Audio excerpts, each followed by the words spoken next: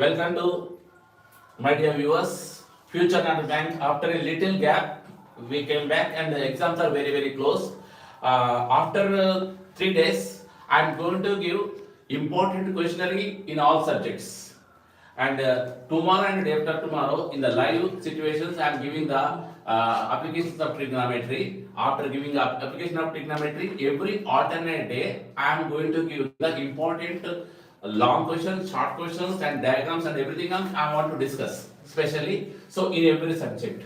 So for SA1 point of view, SA1 exams are going to start from the October 5th, and some people it will be October 3rd also in a CBSE syllabus point of view.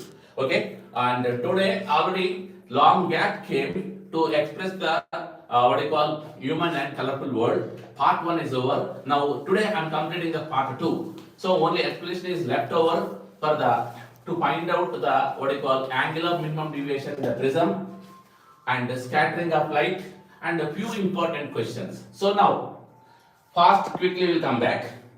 How to find out the angle of minimum deviation by using the prism. By using the prism, suppose first you have to take one cardboard, and on the cardboard you fix the what you call this white chart, and after fixing a white chart you put the prism. You put the prism and draw the outline here. Outline of the prism. The prism is equilateral triangle. The prism is equilateral triangle. The shape of the prism, whatever the prism bottom shape is equilateral triangle, which is all the angles are equal here. Angle A 60 degrees, angle B 60 degrees, angle C 60 degrees.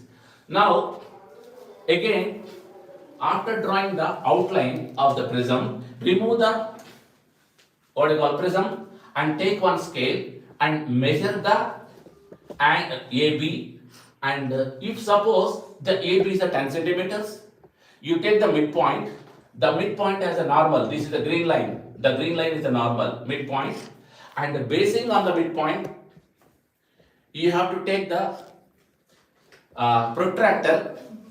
You have to take the protractor to measure the angle. So if you are taking the protractor here,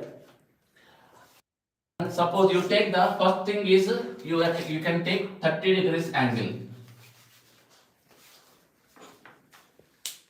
30 degrees angle. So you have to take the protractor and measuring the 30 degrees angle with the normal. After getting 30 degrees angle, you draw one line.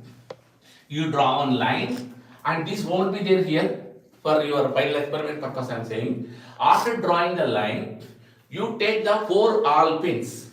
4 awl pins you take. First awl pin keep on the any place on this line. Fix the pin, that pin is called P. And now take the second pin. Second pin, take the movement here and observe from the other side of the prism, this side. Observe from this side. You take the second pin and take the to and fro motion. Take the to and fro motion like this, and try to fix the pin in certain position where the 2 pins are looks like a single pin. If you are satisfied when the 2 pins are looking like a single pin, fix the place.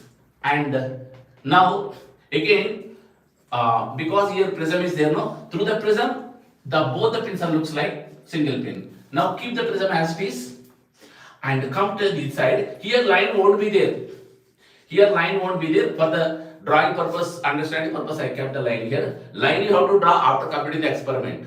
So here line won't be there, nothing will be there, no midpoint, no nothing.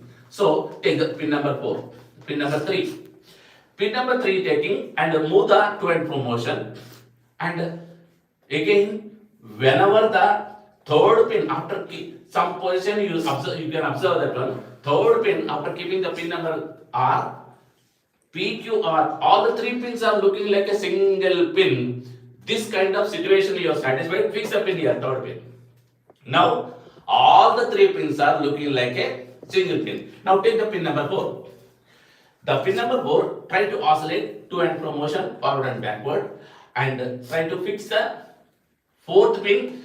If all the four pins are looking like a single pin.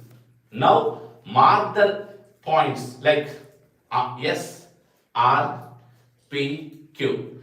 Now you take with the help of the scale, you draw one line here, and because with the help of the scale, you draw the midline here, and then you join these 2 points. If you are joining these 2 points, what is happening? This ray, whatever the ray here appearing inside the prism, you remove the prism and measure this one inside the prism, joining this one. This is called refracted ray. And the starting, this is called incident ray. And this one is called emergent ray.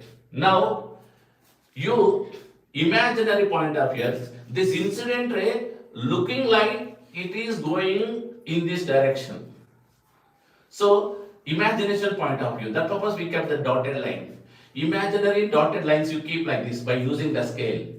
And here also, the emergent ray, imaginary line you keep like this.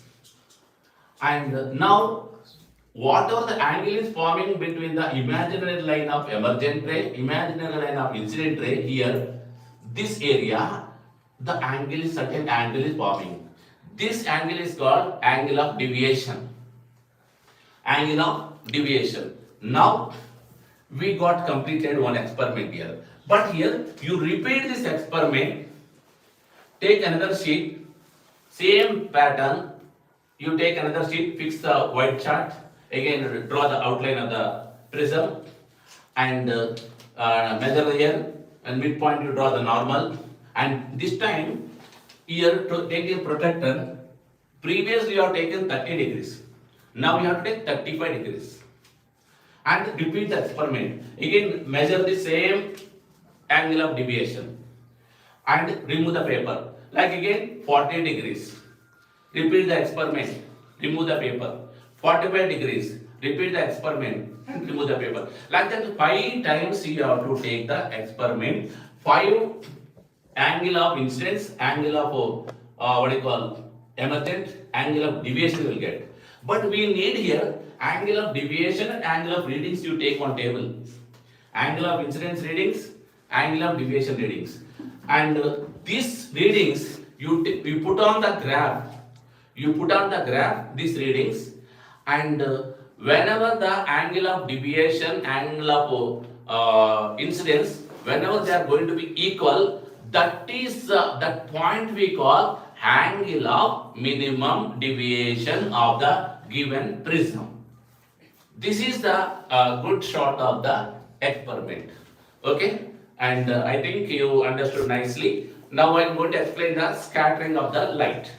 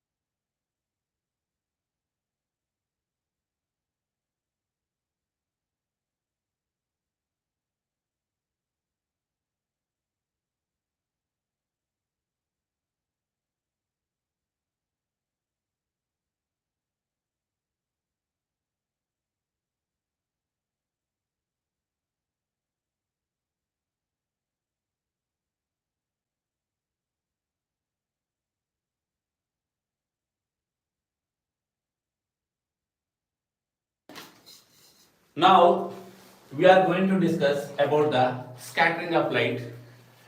Here, what is the scattering of light means? Suppose actually this is the atom or molecule. This is the atom or molecule, and now in this atom or molecule, we are sending certain quantity of light here. First of all, you send certain quantity of light. That light is rejected means you can think that one scattering is not happened. Send one more light. This light also rejected means you can think that one the wavelength of the atom or this molecule is not coincided. Now try to send one more light. That light wavelength and the wavelength of the atom both are coinciding or both are equal or both are having same similarity properties.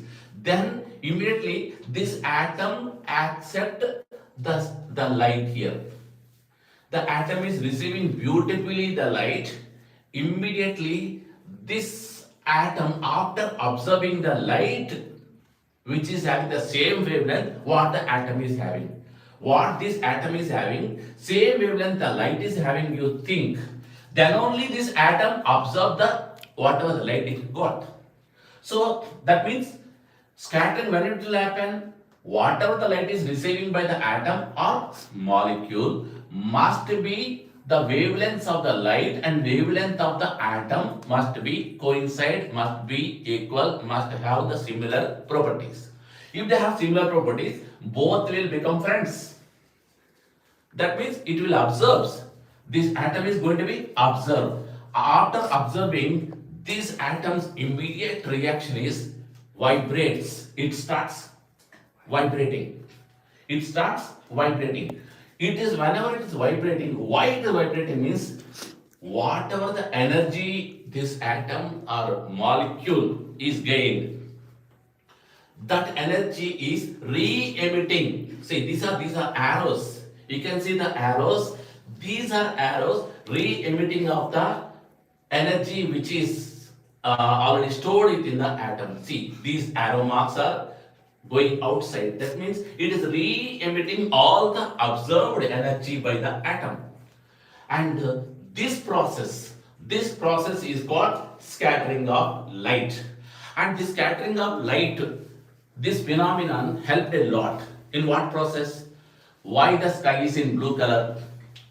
Why the stars are twinkling? And why sometimes clouds are white clouds are formed? And that kind of phenomenon we got explanation because of this scattering of light.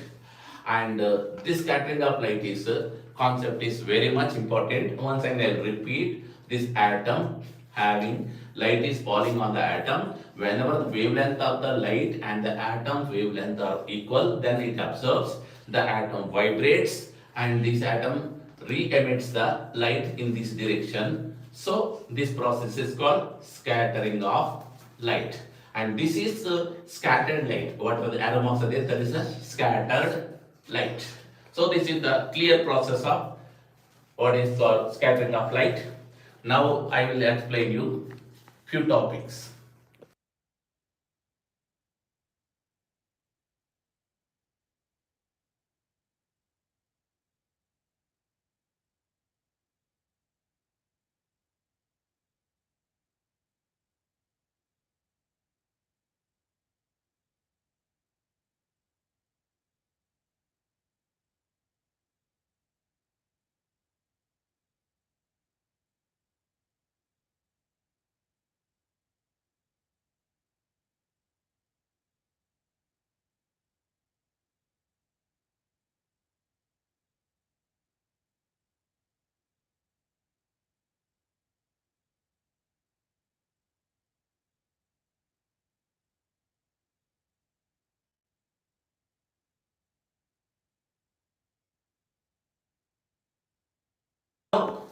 A few concepts I am explaining.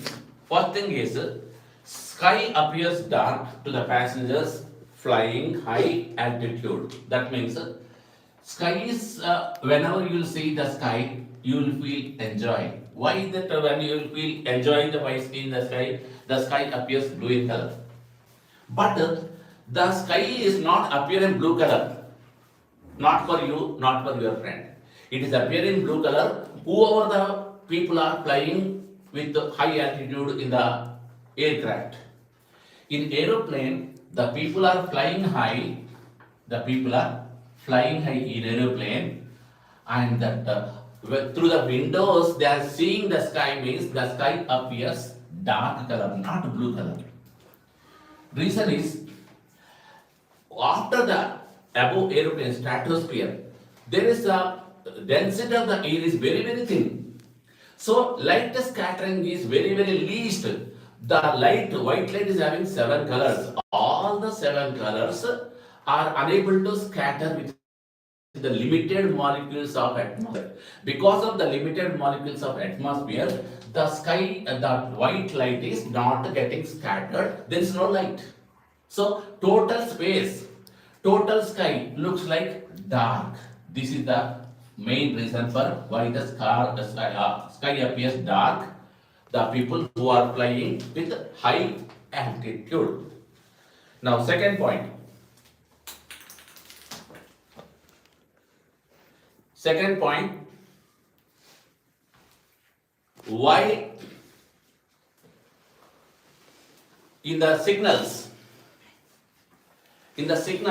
you can see in the traffic on the road, in the signals are 3 lights you can find, and which light you will go through, you will drive the vehicle whenever it is green light, but whenever the red light has come, that time you will stop the vehicle.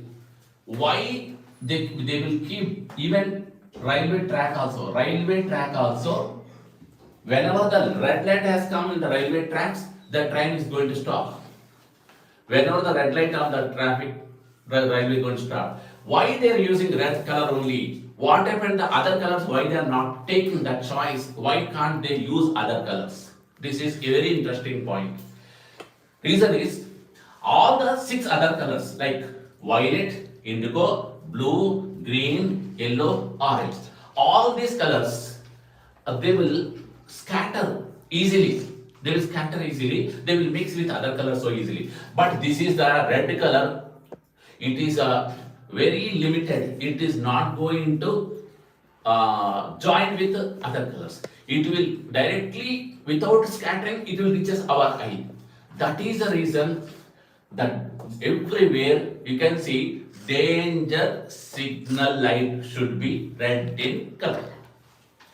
So come to the point.